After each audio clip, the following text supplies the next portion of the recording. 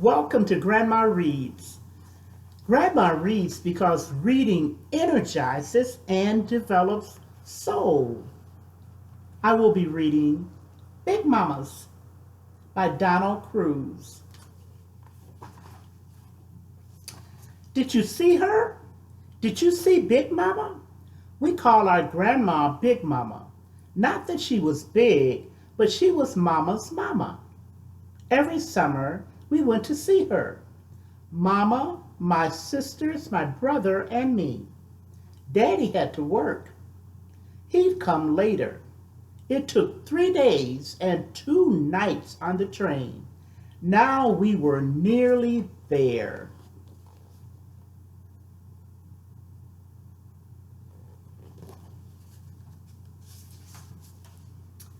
Cottondale, Cottondale, next stop, Cottondale, yelled the conductor to the nearly empty train. Don't leave no babies on this train.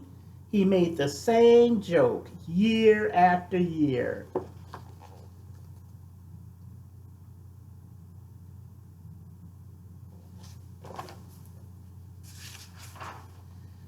My Uncle Slank came for us by car. We always hoped he'd come with the horse and wagon, but he never did.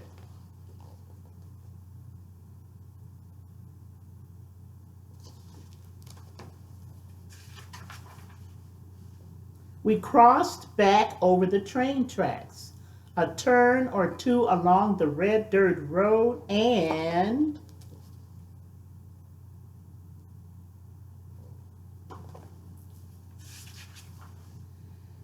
onto the lane in front of Big Mama's house. Big Mama and Big Papa were waiting for us on the porch.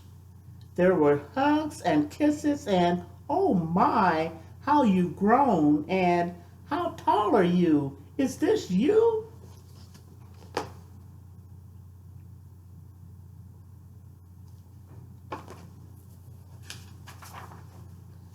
Then off with our shoes and socks. We wouldn't need them much in the next few weeks. Now to see that nothing had changed. In the hall, the sewing machine that you had to pedal like a bicycle, the big clock over the fireplace, the wind-up record player, the kerosene lamps, and the Sears Roebuck catalogs. Our room, my brother's and mine and Uncle Shank's. Across the hall, the room where my sisters and Mama slept. Next to it, Big Mama's and Big Papa's room. Then to the back porch.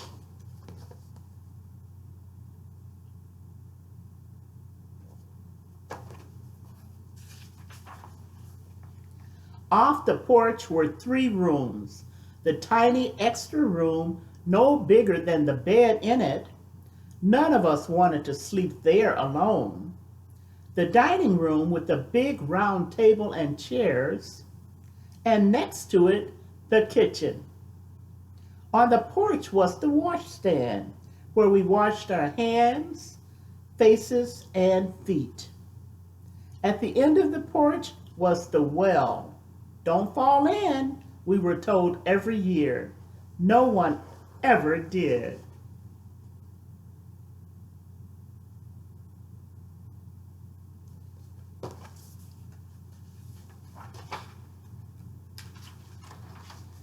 We stood on tiptoe to watch the bucket go down and fill with water so that we could have a drink from the dipper that hung nearby. Everything was just the same.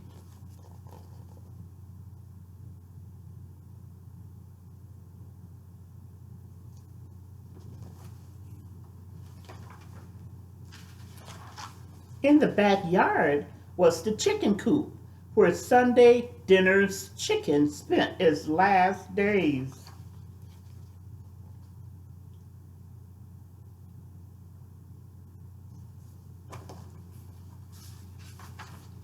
Behind the shed, full of old stuff, was the outhouse. Okay now, but scary in the dark. We stopped for a drink at the pump. We ran past the pear tree. where the turkeys roosted at night.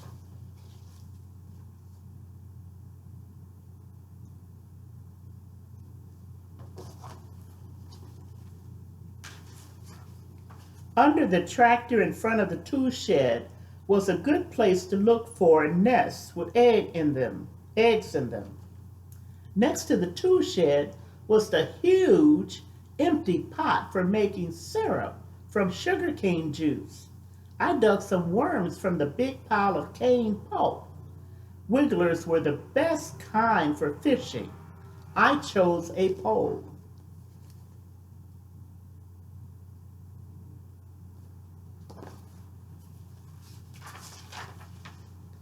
The barn was another place to look for eggs. On to the stable to see Nancy and Maud. Maud was friendly, but Nancy was a biter.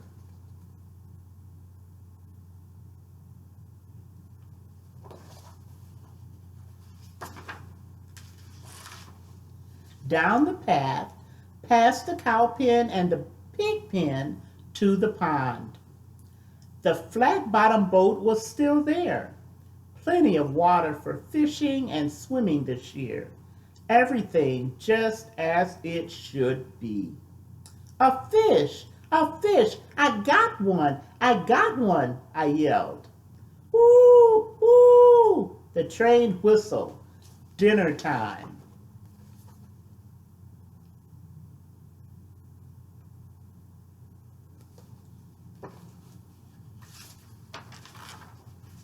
Everybody sitting around the table that filled the room. Big Mama, Big Papa, Uncle Slank, our cousins from down the road, and all of us. We talked about what we did last year. We talked about what we were going to do this year. We talked so much we hardly had time to eat.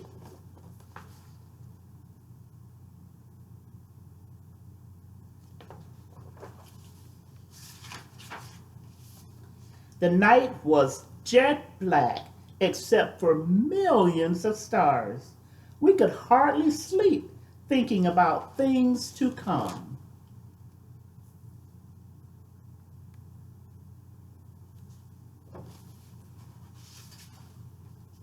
Some nights now, I think that I might wake up in the morning and be at Big Mama's with the whole summer ahead of me.